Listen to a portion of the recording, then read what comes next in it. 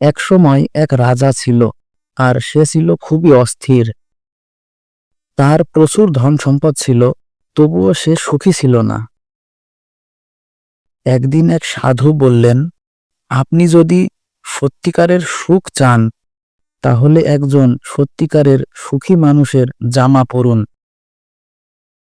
রাজা খুঁজতে লাগল, কিন্তু এমন মানুষ খুঁজে পাচ্ছিল না, কারণ প্রত্যেক মানুষেরই কোনো না কোনো সমস্যা রয়েছে।